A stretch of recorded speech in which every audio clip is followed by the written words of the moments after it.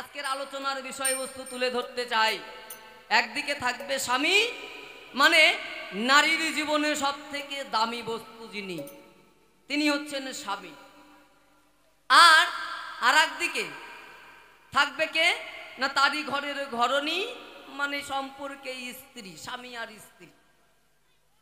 কি হবে তো নাকি? এটা হাত তোলেন, কে কে শুনবেন, হাত তোলেন দেখি। হ্যাঁ দেখি, হ্যাঁ হ্যাঁ হোক, যেই দিকে বেশি ভোট সেই দিকেই হবে। তাহলে চিন্তার কোনো কারণ নাই। এইবার দুইজন দুই ভূমিকায় যেতে চাই। আজকে বিপক্ষের গায়ক যিনি অত্যন্ত জ্ঞানীগুণী, তাকে আমার ঘরের ঘরণী বানাতে চাই, মানে কল্পনায় আল্পনায় একে তিনি হবে আজকে আমার ঘরের ঘরণী। যিনি হচ্ছেন রাধা রানী। আজকে তাই তাকে রাধার ভূমিকায় দাঁড় করিয়ে আমি তার ঘরের স্বামী, একটা নারীর জীবনে সব থেকে দামি সেই ভূমিকায় যেতে চাই। তাহলে মা, আমরা রাধাকে সবাই চিনি, রাধাকে সবাই মানি, রাধা হচ্ছে প্রেমের শিরোমণি। তাহলে রাধার স্বামীর নাম কি? ও মা, রাধার স্বামীর নাম কি? হ্যাঁ হ্যাঁ, কায়দা আছে, খালি বাউল গান শুনলে হবে না, মনে রাখতে হবে। তাহলে রাধা, শ্রীমতী রাধা বলতে নাই বাধা, সেই রাধার স্বামী হচ্ছেন আয়ান ঘোষ। এখন সেই আয়ান ঘোষের ভূমিকায় দাঁড়াতে চাই আমি, মানে আমার বিপক্ষে রয়েছে আজকে রাধা রানী। তাই রাধার কাছে আমার জিজ্ঞাসা থাকবে, এক এক করে করব জিজ্ঞাসন, সভা মাঝে এসে পরিষ্কারভাবে পরিশুদ্ধভাবে দিয়ে যাবে তার সঠিক বিশ্লেষণ। তাহলে রাধা, আমি তোমার কাছে সর্বপ্রথম জানতে চাই, আমি তোমার স্বামী, তুমি আমার ঘরের ঘরণী। তাহলে একটা নারীর জীবনে সব থেকে দামি হচ্ছে স্বামী, মানে তোমার কাছে যেমন আমি। কিন্তু আমি দেখি বিচার করে তাই স্বামীর চরণে তোমার একটুও মতি নাই, স্বামীর চরণে তোমার ভক্তি নাই। কেন ভক্তি নাই এখন বলতে চাই আপনাদের আসর মাঝে। এই যে আমি তার পতি, কিন্তু এই রাধা আমার ভজনা করে না, আমার সাধনা করে না। এই পতির ভজন বাদ দিয়ে বিনোদিনী যায় সেই উপপতির কাছে। উপপতিটাকে না, স্বয়ং শ্রীকৃষ্ণ ভগবান হলেন যে। তাই তোমার কাছে আমি জানতে চাই, একটা নারীর মন যদি একজনকে দেয় সে সতী হতে পারে সর্বক্ষণ। আর এই একটা মন যদি বাবা দুইজনকে দেওয়া যায়, তখন সে দ্বিচারিতা হয়ে যায়, তার আর সতীত্ব থাকে না। তাহলে মনে মনে ভাবতে পারেন যে আমার মনটা তো আমি আরেকজনকে দিয়েছি, তার সঙ্গে আমার গোপন আলাপন না। শুধু গোপন আলাপন করলেই হবে না, তাতেই সতীত্ব যায় না, এমনভাবেও যেতে পারে। বলে রাখি আপনাদের ধারে, মনে করেন আপনার স্বামী আছে, রাস্তা দিয়ে যাচ্ছেন স্বামী স্ত্রী দুইজনে হেঁটে, এখন ওইখান দিয়ে একজন যদি বাইক নিয়ে চলে যায়, মনে করেন একটা বুলেট মোটর সাইকেলে করে চেপে যাচ্ছে, কোনো মা যদি মনে মনে ভাবে, আহারে আমার স্বামীর তো মোটর বাইক নাই, আজকে যদি আমি ওর বউ হতাম, তাহলে এই মোটর বাইকে চড়ে আমিও যেতাম। এইটা যদি কারো মনের ভিতরে চলে আসে, সঙ্গে সঙ্গে তার সতীত্ব নষ্ট হয়ে যায় বিশ্ব চরাচরে। তাহলে আমি তোমার কাছে জানতে চাই, ওগো বিনোদিনী রায়, তুমি আমার কাছে পরিষ্কার করে যাবে খুলে বলে, কেন তুমি এই পতির ভজনা বাদ দিয়ে তুমি উপপতি ভজতে গেলে? তার কাছে কিবা পেলে পরিষ্কার করে ধর্মসভা মাঝে এসে বলবে খুলে। এটা আমার এক নাম্বার জিজ্ঞাসন থাকলো, পরিষ্কার করে সভা মাঝে জবাব দিয়ে যেও। এখন দুই নম্বরে যেতে চাই, আজকের এই ধর্মসভার ঠাই। দুই নাম্বার জিজ্ঞাসাটা কি? এই যে যিনি হচ্ছেন উপপতি, হ্যাঁ বাবা, এই উপপতিটা কে? নাই যে শ্রীকৃষ্ণ ভগবান, আর এই ভগবানের মামাকে না স্বয়ং দাঁড়িয়ে আমি আয়ান ঘোষ হলেন যে। তাহলে বিনোদিনী রায় ও রাধা, তোমার কাছে আমি করতে চাই একটু খোলসা। আমি শ্রীকৃষ্ণের মামা, সে হচ্ছে সম্পর্কে আমার ভাগিনা, তাহলে তুমি হচ্ছ তার মামি। তাহলে তুমি বলো দেখি আমার কাছে এখনই, তুমি যেহেতু মামি, ভাগনা হচ্ছে সন্তান সমতুল্য হয়, স্নেহের আদরের হয়, তাহলে তুমি তার কাছে কেমন করে দিলে তোমার প্রেমের পরিচয়? কেমন করে তুমি তার কাছে করো প্রেম নিবেদন? তোমার কাছে আমার জানতে আকিঞ্চন। কি বাবা, ভাগনার সঙ্গে কখনো প্রেম হয়? প্রেম হয় কার সঙ্গে? না পাড়ার একটা ইয়ং ছেলের সঙ্গে। কি আপনাদের এইদিকে হয়? হয় না? তার মানে এইদিকে ট্রান্সফার এখনো হয় নাই? ওরে বাবা, আমাদের ওইদিকে মাঝে মধ্যেই শোনা যায়। কি শোনা যায় জানেন বাবা? বলে কি, ওই অমক পাড়ার লালটুর মা পল্টুর বাপের সাথে চলে গেছে। হ্যাঁ, কই অমক পাড়ায় একজন মাধ্যমিক পরীক্ষা দিতে গিয়েছিল, সে আর ফিরে আসে নাই। এটা কিন্তু ভালো, বুঝলেন? ভালো। মেয়ে দেখতে যতই খারাপ হোক তাতে কোনো দুঃখ নাই। কোনো মেয়ের বিয়ে 7 লাখ টাকায় হয়, আবার কোনো মেয়ের বিয়ে বাবা 7,000 টাকায় হয়ে যায়, হয় না? তাও লাগে না। 1500 টাকা দিয়ে একটা মোবাইল কিনে দিলেই 3 দিন পরে দেখবেন পকার পার নাই। তাহলে প্রেমটা হয় পাড়ার ছেলের সঙ্গে, বিয়াইয়ের সঙ্গে, হয় না? তাহলে তুমি তাদের সঙ্গে প্রেম হয়, কিন্তু তোমার কাছে আমার জানবার বিষয়, তুমি সেই ভাগনার সঙ্গে কেন প্রেমে লিপ্ত হলে? একটু পরিষ্কার করে সভা মাঝে যাবে খুলে বলে। কয়টা জিজ্ঞাসা হলো বাবা? 2টা হয়ে গেছে, তাই না? তাহলে আর একটা দিলে ক্ষতি নাই। হ্যাঁ, তাহলে এবার 3য় নম্বরে যেতে চাই। বলে রাখি তোমার কাছে বিনোদিনী রায়, এই যে আমি হচ্ছি আয়ান ঘোষ, তাহলে তুমি আমার ঘরণী। কি? তাহলে তোমার উচিত হওয়া ছিল কেমন নামটা? না রাধা ঘোষনী। কি মনে করেন আপনাদের এলাকায় কোনো ডাক্তার আছে? ডাক্তার আছে বাবা? ডাক্তার আছে না পাড়ায়? হাতুড়া ডাক্তার। এবার ওই ডাক্তার যদি বিয়ে করে, ডাক্তারের বউকে কি করবেন? কি করবেন? ডাক্তার নেই। যদি কেউ বাবা পাড়ায় চোর থাকে, তাহলে সেই চোরের বউকে কি বলি? সুন্নি। মাস্টারের বউ মাস্টারনি, কামারের বউ কামাননি, আর ঘোষার বউ ঘোষনি। হ্যাঁ, কিন্তু এই জায়গা তাই এখন আমি দেখতে পাই, আমার টাইটেল হচ্ছে ঘোষ, কিন্তু আমার এই রাধাকে, এই রাধার টাইটেল কি? না সকলেই বলে রাধা রানী। তাহলে তুমি রানী হলে কেমন করে? কারণ তোমার স্বামী তো আর রাজা না, রাজার বউ রানী হবে।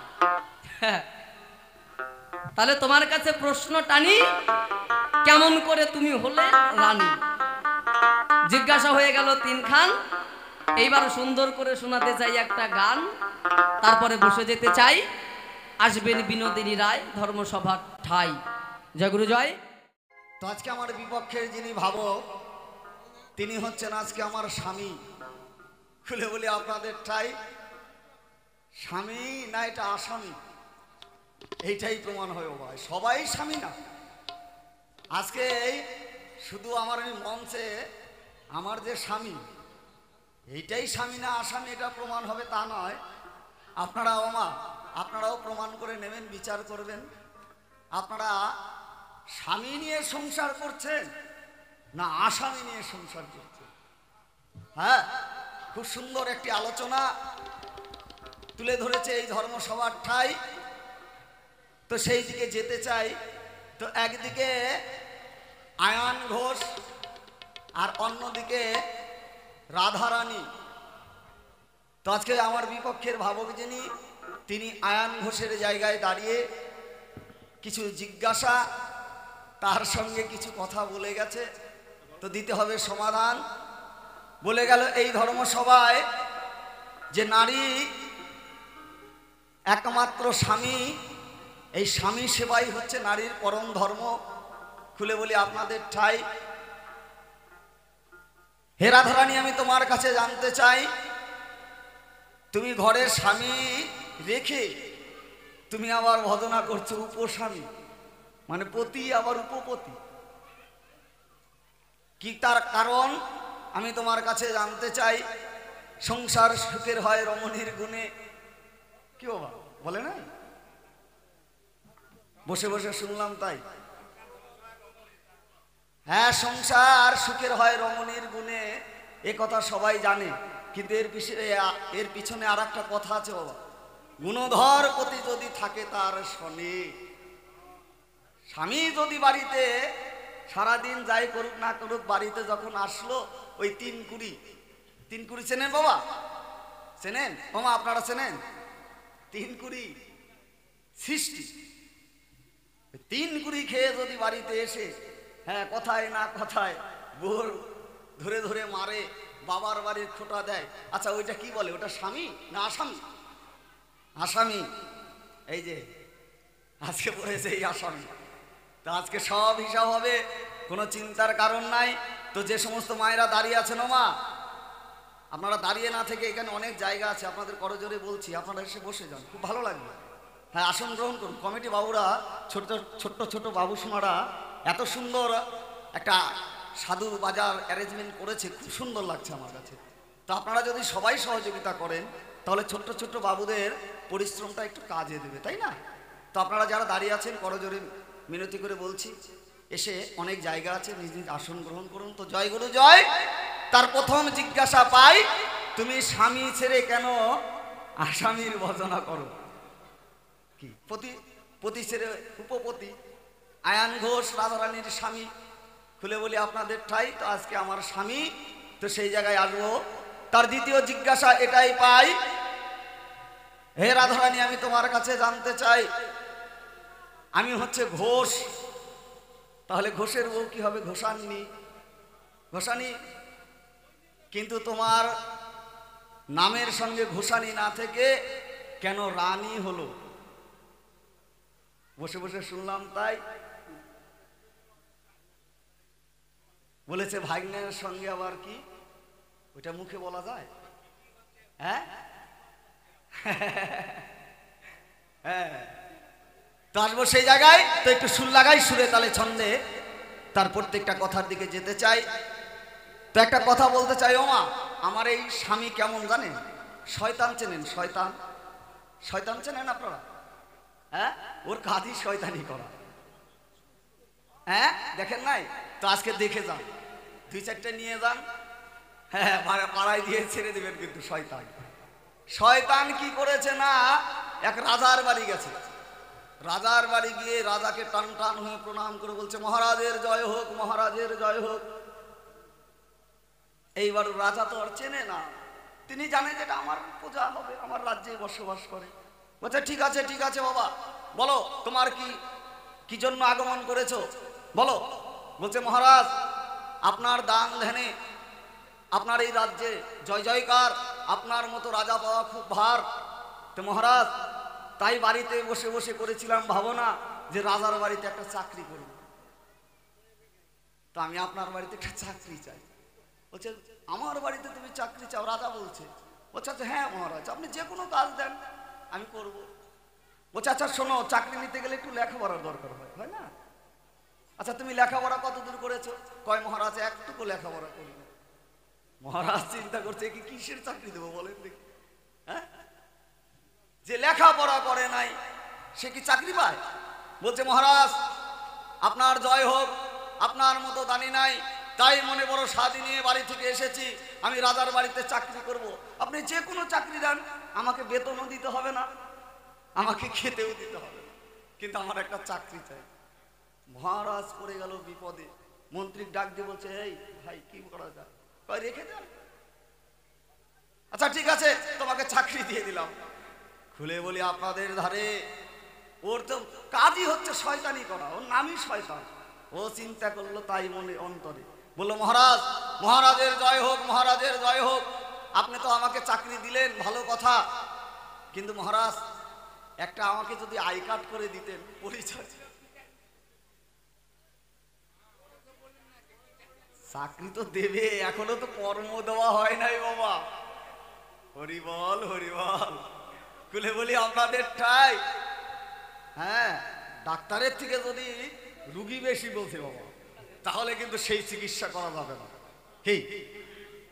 কি বলে? হ্যাঁ, খুলে বলি আপনাদের ঠাই, মহারাজের কাছে বায়না ধরলো, মহারাজ আপনি তো আমাকে চাকরি দিলেন, আমি এবার বাড়িতে গেলে আমাকে জিজ্ঞাসা করবে লোকে, আরে তুই যে চাকরি পেলি তার প্রমাণ কোথায়? তো কৃপা করে যদি একটা আই কার্ড করে দিতেন। ওই শয়তানের কথা চিন্তা করে মহারাজ চিন্তা করছে, হায় হায়, একই এখন কি করে দেওয়া, কি করেছে না, একটা প্রমাণপত্রের কার্ড করে দিয়েছে। বলছে, মহারাজ আপনি যখন আমাকে চাকরিটা দিলেন ভালো করেছেন, কিন্তু আমার তো এখন শত্রুর অভাব নাই, আমাকে যদি 2টা বডিগার্ড দিত। হ্যাঁ, দেখেন কি কাজ। হ্যাঁ, ওই শয়তান বলছে, দেখেন, এই বলছে মহারাজ আমি চাকরি করব, টাকা পয়সা নেব না, কিছু নেব না, খেতেও দিতে হবে না, চাকরি দিয়েছে, এখন বলছে একটা আই কার্ড প্রমাণপত্র দেন। প্রমাণপত্র দিয়েছে, কয় এখন তো আমার শয়তান, শয়তান তো আমার তো শত্রু বেশি, তো মহারাজ যদি 2টা বডিগার্ড আমাকে দিতেন। মহারাজ চাকরি দিয়ে বিপদে পড়ে গেছে, হায় হায়, এখন একে কি করা যায়? আচ্ছা ঠিক আছে, 2টা বডিগার্ড দিয়ে দিয়েছে। হ্যাঁ, 2টা বডিগার্ড দেওয়ার পর মহারাজকে বলছে, মহারাজ আপনি চাকরি দিলেন, আমার আই কার্ড দিলেন, আমাকে 2টা বডিগার্ড দিলেন, কিন্তু এখন আমি করব কি? হ্যাঁ, আমার তো একটা কাজ চাই, তো একটা কাজ দেন। খুলে বলি আপনাদের ঠাই, রাজা পড়ে গেছে বিপদে, মন্ত্রীকে ডাক দিয়ে বলে, মন্ত্রী এখন কি করা যায়? কয় আমার মাথায় বুদ্ধি আছে। কয় কি? কয় ডাক দেন ওকে। অজয় শোন, কাল থেকে তোর কাজ ওই নদীর ঢেউ গোনা। দেখেন ও বাবা, আপনার শয়তান দেখেন নাই তো, দেখেন শয়তান কি করে। নদীর ঢেউ গোনা কাজ পেয়ে ও আর করে নাই দেরি, বুঝলেন, একটা বড় একটা লোহার ছিকল বানিয়ে নদীর এই মাথা থেকে ওই মাথা টানিয়ে দিয়েছে, মাঝখানে একটা সাইনবোর্ড টানিয়ে দিয়েছে, মানে নদী দিয়ে যত জাহাজ নৌকা চলে, বুঝতে পারছেন, মাঝখানে সাইনবোর্ড টানিয়ে দিয়েছে, সাবধান, হুঁশিয়ার হয়ে যাও, নদীতে ঢেউ ভাঙার কাজ চলছে, কেউ সামনে আসবে না, যে যেখানে আছো সেখানে দাঁড়িয়ে যাও। ওইখানে সাইনবোর্ডে লেখা আছে, বুঝতে পারছে? খুলে বলি আপনাদের ঠাই, এইবার যাদের ওই যে নৌকা নিয়ে আসে, নৌকায় তো সব ভালো মাল থাকে না, কাঁচা মালও থাকে, সব মাল কি আর শক্ত মাল থাকে না, কাঁচা মাল থাকে। ওই কাঁচা মালের ওরা চিন্তা করে, হায় হায়, এখন যদি আমরা হাটে না যেতে পারি, আমার নৌকার যত মাল আছে সব শেষ। এইবার ওই ওরা ধীরে ধীরে ওই শয়তানের কাছে আসে, কয় বাবু এখানে কি হচ্ছে? কয় তুমি দেখতে পাও না নদীতে ঢেউ গোনার কাজ চলছে। কয় কতদিনে শেষ হবে? কয় তা বলা যাচ্ছে না, 6 মাসও লাগতে পারে, 1 বছরও লাগতে পারে। এই কথা শুনে ওই যে যার কাঁচা মাল, ও কয় বাবু আমাকে ছেড়ে দেওয়া যায় না? কয় যাওয়া যায়, দেও। এই যে বুঝতে পারলেন, চালাকি করে সবকিছু করেছো শয়তান, এটা বুঝতে পারলেন? ওমা আপনাকে আমি বাবাকে বলছি, একটা বাক্স আপনাকে কিনে দিলাম, তার মধ্যে তালা দিলাম, বাক্স দিলাম, কিন্তু আপনাকে চাবি দিলাম না। ওই বাক্সর কোনো দাম আছে? হ্যাঁ আছে? নাঙ্গল আছে, জুয়াল আছে, বলদ আছে, যদি ফাল না থাকে ওই বউ থাকে? থাকে? হ্যাঁ, দাম নাই না? তো আসবো সেই জায়গায়, তো একটু সুর লাগাই, বদন ভরে সবাই মিলে একবার শ্রী শ্রী জগন্নাথ দেব প্রেমানন্দে হরিবল হরিবল হরিবল।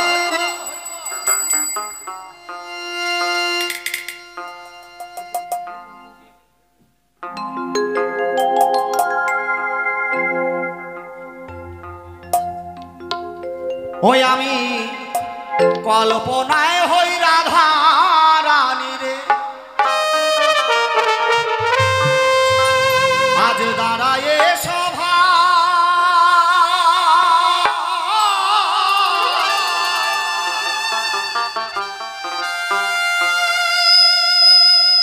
ওই আমার বিপক্ষেতে আয়ান ঘোষ আমি দিলাম পরিচয় রে কল্পনায় হই রাধা রানী রে।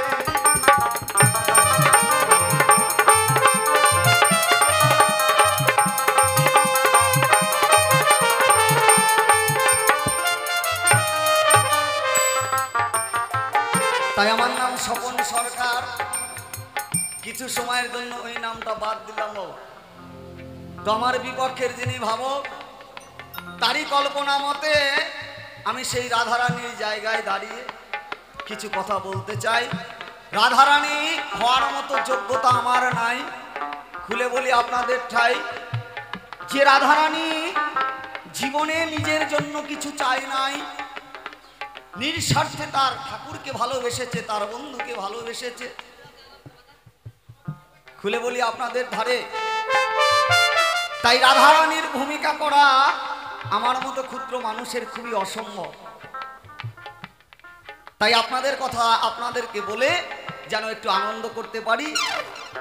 তুমি শোনো শোনো ওগো স্বামী, তোমারে জানাই তোমার সকল প্রশ্নের জবাব দেব, চিন্তার কিছু নাই।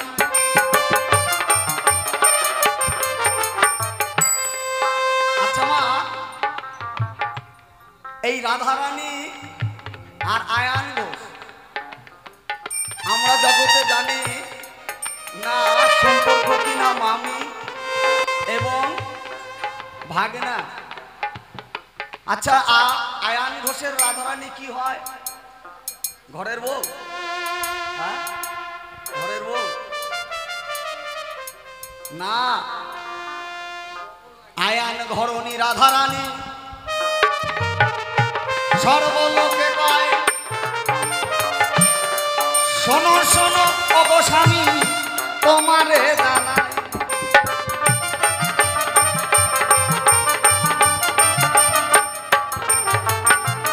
ঘরণী এই নারী শুধু যে আপনার ঘরের বউ তা না। ঘরণী কাকে বলে না? যিনি আপনার ঘরকে রক্ষা করেছে। এর মানে এই নয় রাধারানী আপনার ঘরে আপনার কি স্ত্রী, কি এই ঘরের বউকে বলা হয় পত্নী।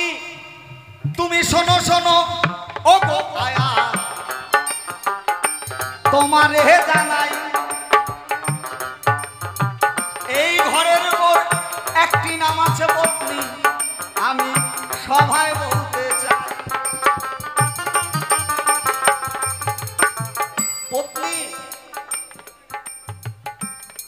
পত্নী কখন হয় না? আপনার সেই পিতৃবস্তু ধন,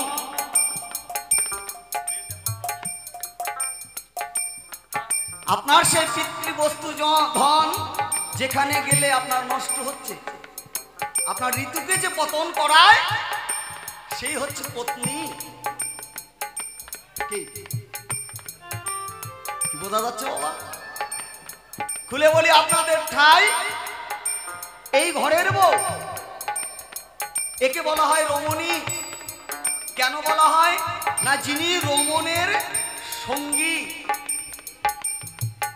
কি এই বউকে বলা হয় সহধর্মিনী। কেন না? আপনার স্বামীর যে ধর্ম, সেই ধর্মের সঙ্গী হওয়া, তখন হয় সে সহধর্মিনী। অর্ধাঙ্গিনী মানে আপনার এই দেহের অর্ধেক। কিন্তু এর মানে এই নয় রাধারানী আয়ানের বউ। কি আয়ানের বউ? আয়ান যখন বিয়ে করতে যায় রাধায়, বলিয়ে হে সভায়, কোলবর সেজে কৃষ্ণ গেল সভায় বলতে চায়।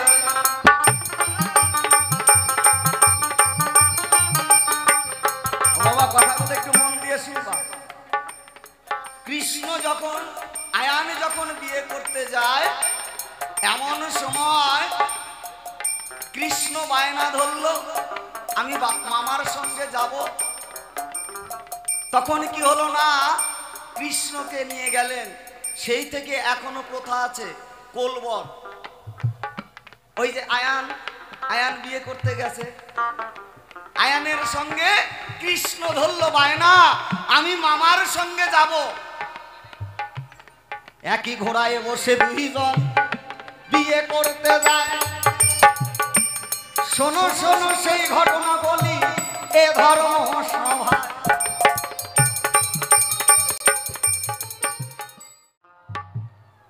ওই রাধারানী যখন বিয়ের সাজনা তলায় এসে দাঁড়াইল, বর মাল্য হাতে নিয়ে ওই দেখো আয়ানের সম্মুখে দাঁড়ালো।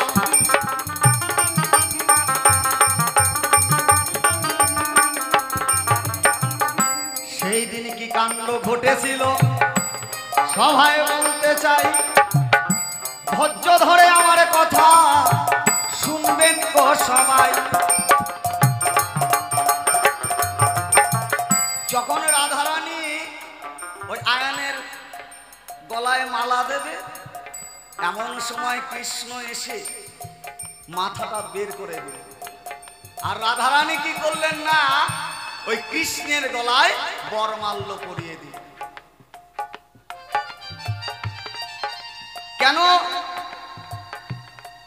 না, এই যে আয়ান ঘোষ, এই আয়ান ঘোষ পূর্ব জন্মে সুতপা মণি নামে তিনি কঠোর তপস্যা করেছিলেন শ্রীহরি বিষ্ণু। খুলে বলি আপনাদের চাই, তাই সেদিন বিষ্ণু সন্তুষ্ট হয়ে বলেছিল, বৎস বলো তুমি আমার কাছে কি চাও। সেই দিন সুতপা মণি দেখো গো শ্রীহরির কাছে পর চেয়ে নেয়, তোমার ঘর লক্ষ্মী হবে আমার ঘরণী, ও প্রভু তোমারে জানাই। সুতপা মণি বলল, প্রভু তোমার ওই লক্ষ্মীকে আমি আমার ঘরণী হিসেবে চাই।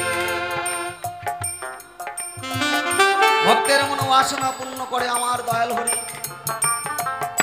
খুলে বলি আপনাদের ঠাই, সেই দিন সুতপাকে বর দিয়েছিলেন, ঠিক আছে সুতপা তুমি যখন আমার লক্ষ্মীকে তোমার ঘরের ঘরণী হিসেবে চাও তাহলে তাই হবে, কিন্তু এ জন্মে হবে না।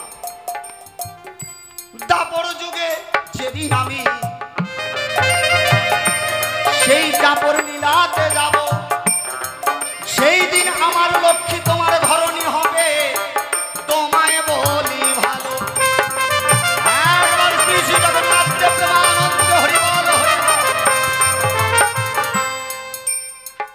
এই তো তোমার কথার জবাব, কথায় মিটে গেল। পরবর্তী জিজ্ঞাসা আমার খুলে বলাই ভালো। বলেছে তুমি মামি হয়ে ভাগনার সঙ্গে করেছো বিরতি, কিন্তু মূল ঘটনা তা না। শাস্ত্রে যেটুকু বলা ছিল, লেখা ছিল, সেই সংক্ষেপে কথাটা বলা হলো। তাই আমার স্বামী দয়াময়, এটা তো স্বামী না আসামি। তোমার কাছে আমার জিজ্ঞাসা রয়, তুমি বউ রাখার ক্ষমতা হারালে কোথায়? হ্যাঁ, এই একটা মাত্র তোমার কাছে জিজ্ঞাসা আমি বলতে চাই। সুন্দরভাবে বুঝাইবে তুমি দাঁড়ায় এসো।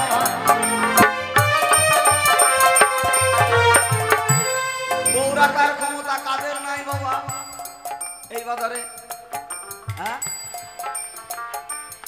আমাদের এই জগতে 3 শ্রেণীর মানুষ আছে, পুলিঙ্গ, স্ত্রীলিঙ্গ, আর একটা হচ্ছে ক্লিপলিঙ্গ। কি তাই না?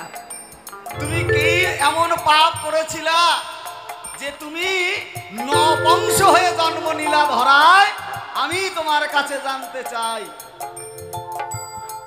এই তো তোমার কাছে প্রথম জিজ্ঞাসা, আসরে রয়ে যায় সুন্দরভাবে বুঝাইলে তুমি দাঁড়ায় সভায়। ও স্বামী তোমারে জানা রাধাকে কেন রানী বলে, আমি তোমায় বলতে চাই।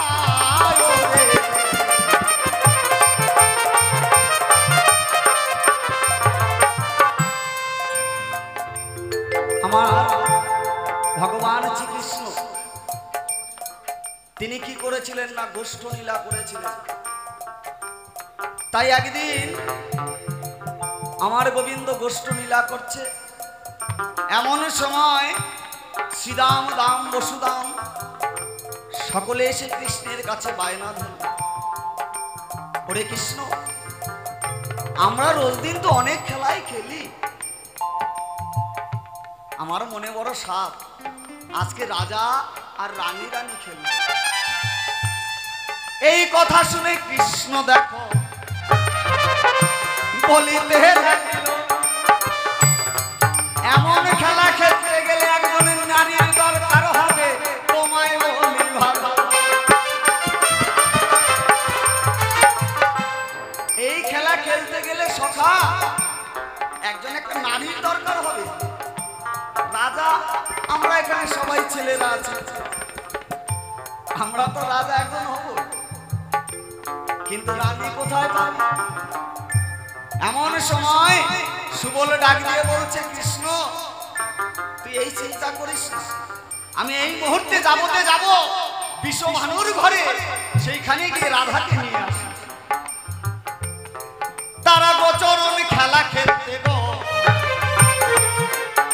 ওই দেখো গোচরণে যায়, রাজা রানী খেলা শুরু করে, শাস্ত্রে দেখতে পাই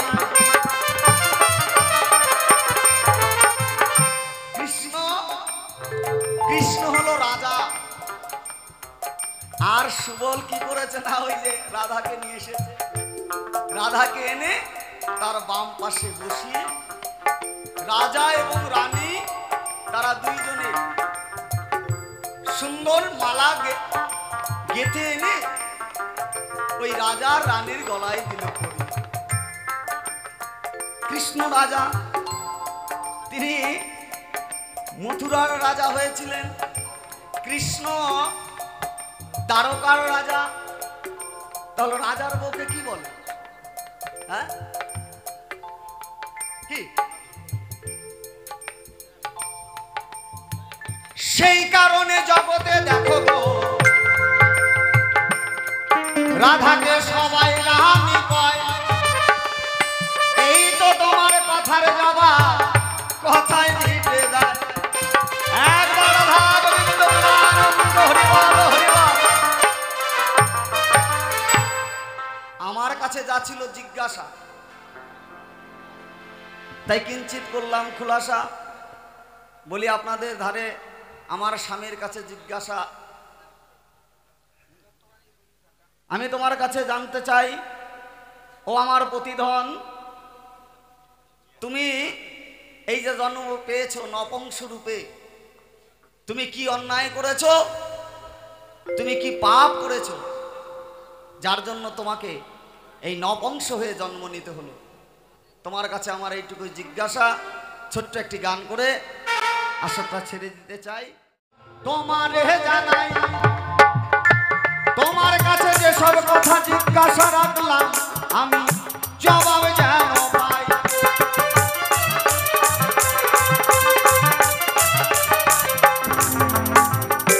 তুমি কেন নপুংস হয়ে জন্ম নিলে, আমি জানতে চাই। সুন্দরভাবে বুঝাইবে তুমি দাঁড়ায় সভায়।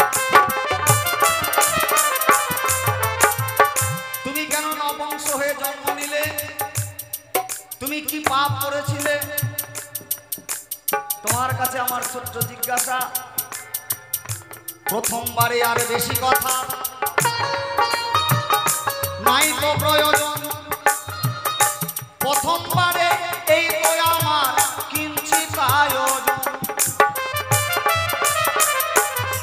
যাক তবে বেশি কথা বলবো না, ছেড়ে দিয়ে যাবো আমার কাব্য আলোচনা। এরপরে আয়ান ঘোষ সভাতে দাঁড়াবে, তাহার ভাবের কথাগুলো খুলিয়া বলিবে।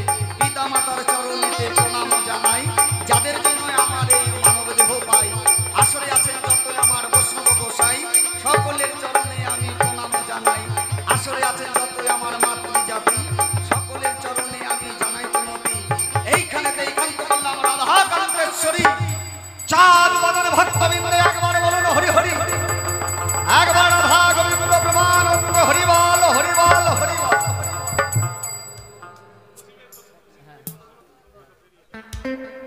তবে আসর খুব শান্ত, শুনলাম এতক্ষণ রাধার তত্ত্ব, রাধার বৃত্তান্ত চূড়ান্ত হলো। তাই যেসব কথা জিজ্ঞাসা ছিল পরিশুদ্ধ জবাব হল, অভাব রাখে নাই। শোনো শোনো যোগো রাধা, তোমায় বলতে চাই, যাহা কিছু জিজ্ঞাসা করলে জবাব দেব তাই।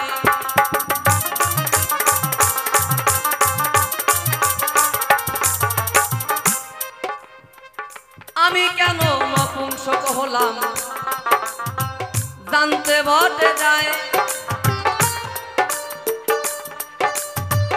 ঘরে দিয়েছে তালা দিয়েছে, চাবি তো দেয় নাই। বলে আয়ান ঘোষ, তোমার আছে নপুংসের দোষ। হ্যাঁ, মানে কথা তাই। নারকেল দিলাম, গুড় দিলাম, না দিলাম কোরআনি, ঘর দিলাম, তালা দিলাম, না দিলাম সোরানি। হ্যাঁ, মানে দরজা দিয়েছে সেখানে বাবা তালা দিয়েছেন, কিন্তু যদি চাবিটা না মারা হয় হবে?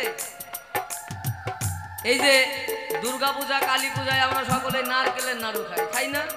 হ্যাঁ, এবার মনে করেন আপনাকে একটা নারকেল দেওয়া হলো, আপনাকে 1 কিলো গুড় কিনে দেওয়া হলো। হ্যাঁ, কিন্তু বাবা নারকেলটা যে কোরাবেন, যদি কোরআনিটা না থাকে তাহলে নাড়ু খাওয়া যাবে? বুঝবে, সবাই বোঝে বাবা, এখন ডিজিটাল যুগ। হ্যাঁ, তাহলে তুমি নপুংসক হলে, নপুংসকের কাছে কি আর বউ থাকে? হ্যাঁ, কি কারণে বলবে খুলে, নপুংসক হলে তাই। তোমার কাছে একটা জিজ্ঞাসা আমি জানতে চাই।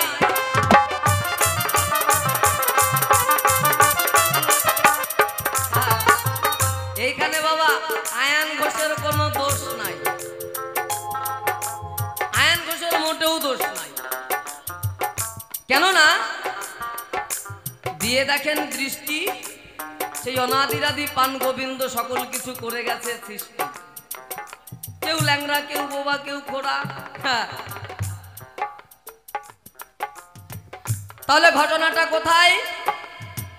নেই যে সুতপা মণি এই আয়ান ঘোষ আগের পূর্বে জন্মে ছিল, বলে গেল, আপনারাও শুনলেন ভালো। সেদিন বলেছিল তাই এই লক্ষ্মীকে পাবে, তবে কবে? ত্রেতা যুগে পাবে না, আগত দাপর যুগে গিয়ে মিলবে, হবে তোমার ঘরণী। যিনি লক্ষ্মী তিনি হচ্ছেন সীতা, আবার তিনি হচ্ছেন রাধা।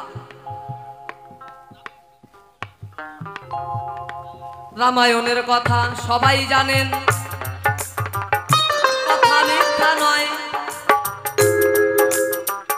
14 বছরের জন্য দেখো রাম বনবাসে যায়।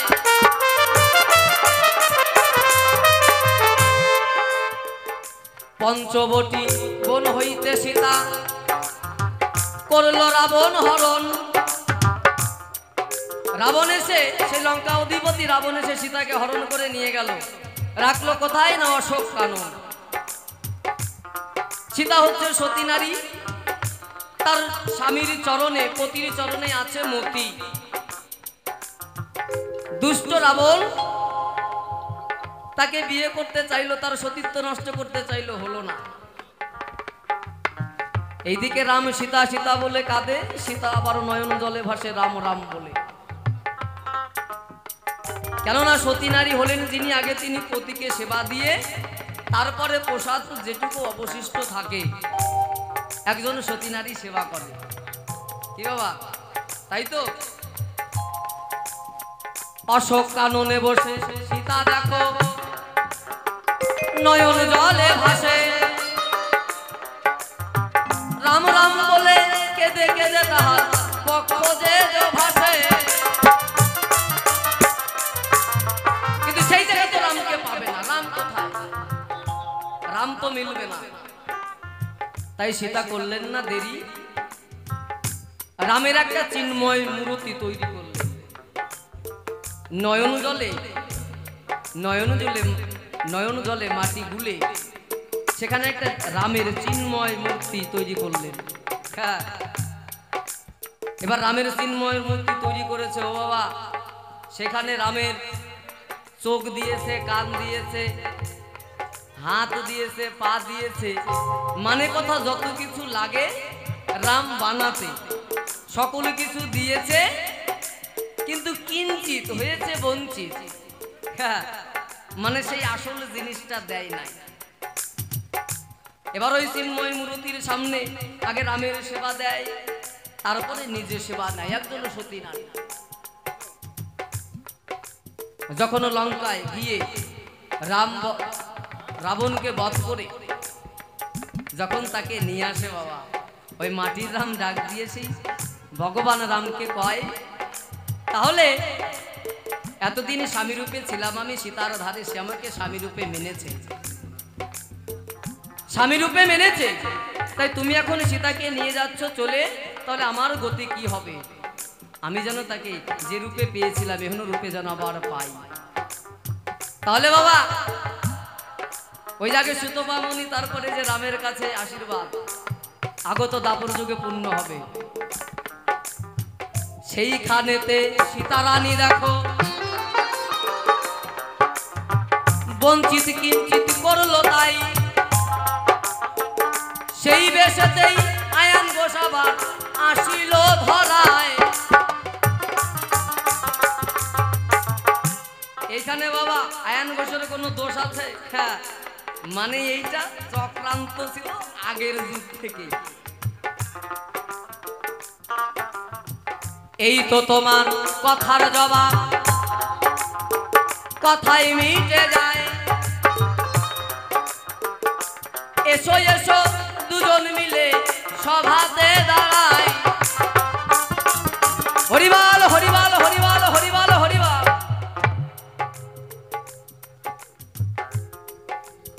তাহলে বাবা যে কথা জিজ্ঞাসা ছিল কিঞ্চিত হলেও জবাব হলো।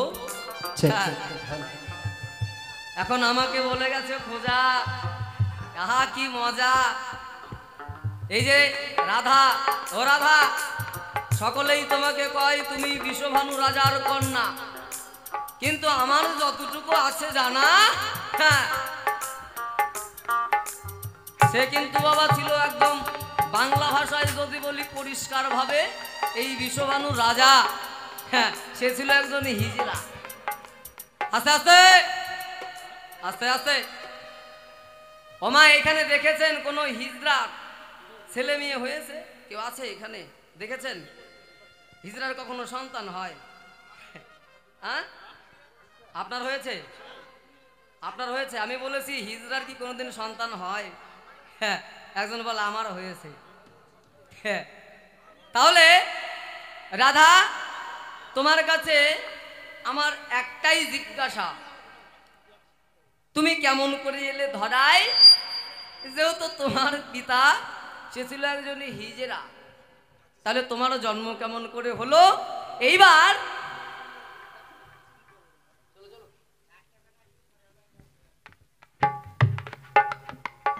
শোনো শোনো ওগো রাধে, তোমায় বলতে চাই কেমন করে তোমার জন্ম আমরা বটে পাই।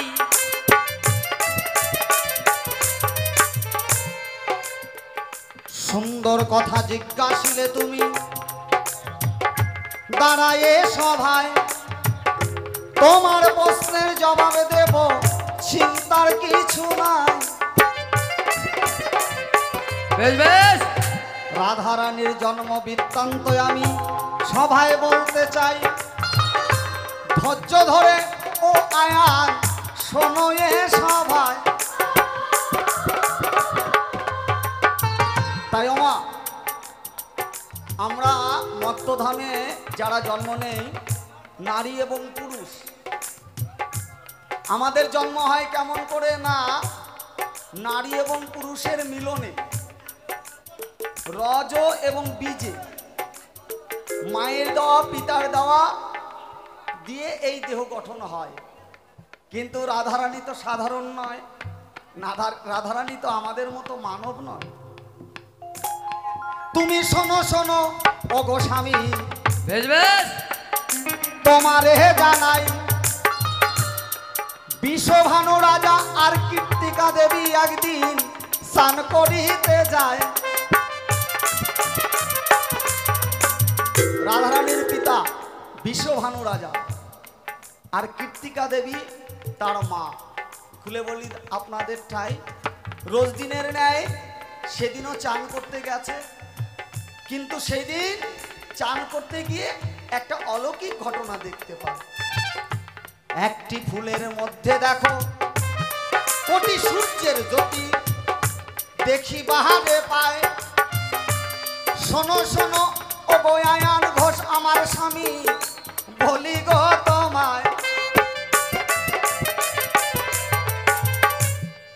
সেই পদ্ম ফুল দেখে কীর্তিকা দেবী স্বামীর কাছে বায়না ধরল যে স্বামী ওই ফুলটা আমার চাই। ফুলের মধ্যে কোটি সূর্যের যেমন জ্যোতি ঠিক তেমন। খুলে বলি আপনাদেরটাই, বিশ্বভানু রাজা গেলেন কিন্তু ফুল দূরে চলে যায়। যখন কীর্তিকা দেবী গেলেন তখন ফুল কাছে চলে এলো। সেই ফুলের মধ্যে ফুটফুটে সন্তান ওই রানী দেখি বাহারে পায়। এত ছোট শিশু কন্যা শাস্ত্রে দেখা যায়। একবার রাধারানী ব্রহ্মানন্দে হরিবাল হরিবাল হরিবাল হরিবাল হরিবাল হরিবাল। সেই ফুলের মধ্যে ছোট্ট একটি সন্তান, কিন্তু কন্যা সন্তান। বিশ্বভানু রাজা চিন্তা করলো, তাই আমি তো নিঃসন্তান। তিনি কি করলেন না, সেই ফুল সহ সেই কন্যাকে নিয়ে এলেন বাড়িতে, আর সমস্ত রাজ্যে ঢোল দিয়ে দিলেন। বিশ্বভানু রাজার স্ত্রী কীর্তিকা দেবী কিছুদিন পরে সন্তান জন্ম দেবে, তিনি অন্তঃসত্ত্বা হয়েছে। এক রাধা কৃষ্ণ প্রেমানন্দে হরিবাল হরিবাল হরিবাল হরিবাল হরিবাল। ওরে দিনের পর দিন মাসের পর মাস বেশ বেশ। গত হইয়া যায়।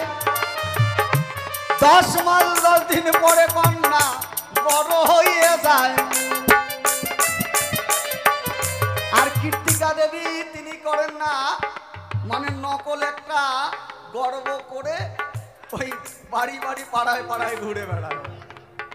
10 মাস 10 দিন পূর্ণ হয়ে গেল, কিন্তু সন্তানকে, তিনিও বড় হয়ে গেছে, ফুলের মধ্যে আর রাখা যায়?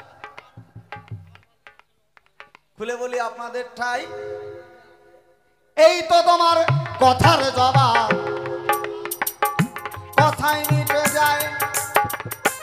শোনো শোনো ওই আয়ন ঘর তোমারে জানাই। তাহলে রাধারানী কথা বন্ধ জন্ম অন্ধ, আচ্ছা কিসের কারণে হলে? এই যে রাধা, এই রাধা বাবা জন্ম অন্ধ। হ্যাঁ, তাহলে যে জন্ম অন্ধ হয় সে কি আর ভালো হয়? হয় বাবা। কোন ডাক্তার কবিরাজ দেখিয়ে বটে, ভালো হলে তাই বলো বলো বলো খুলে বিনোদিনী রায়।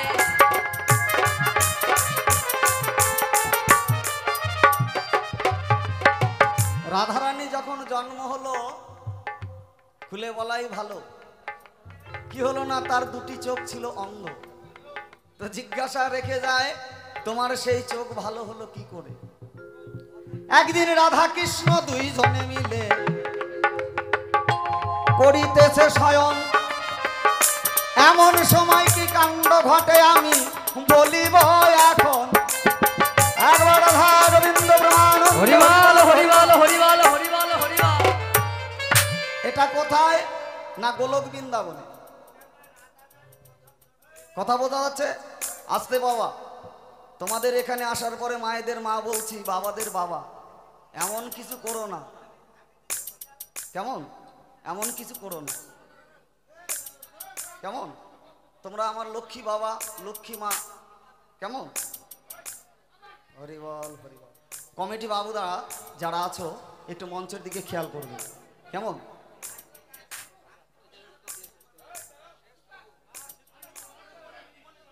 আচ্ছা, যাই হোক, পরবর্তী শিল্পী, হ্যাঁ, পরবর্তী শিল্পী যারা রয়েছেন আপনারা আসবেন। আমাদের অনুষ্ঠান এখানেই রাখছি, কি এখানেই রাখছি রাধাকৃষ্ণের। হ্যাঁ, আমরা বুঝতে পারছি আমাদের গান আপনাদের ভালো লাগছে না। তো জয় গুরু জয়, আপনাদের মূল্যবান সময় কেন নষ্ট করি, একদম তাই না? তো পরবর্তী শিল্পী যারা আছে, তো আমি শিল্পীদের ডেকে নিচ্ছি। তো জয় গুরু জয়। তো রাধা এবং কৃষ্ণ এই নিয়ে কিছু কথা আপনাদের সামনে তুলে ধরেছিলাম। তো অবশ্যই ছেলে মানুষ, অভিনয় করতে গিয়ে অনেক কথা বলেছি, অনেক ছোট বড় কথা এই মুখ দিয়ে এসেছে, অবশ্যই আপনারা ক্ষমার চোখে রাখবেন। জয় গুরু জয়।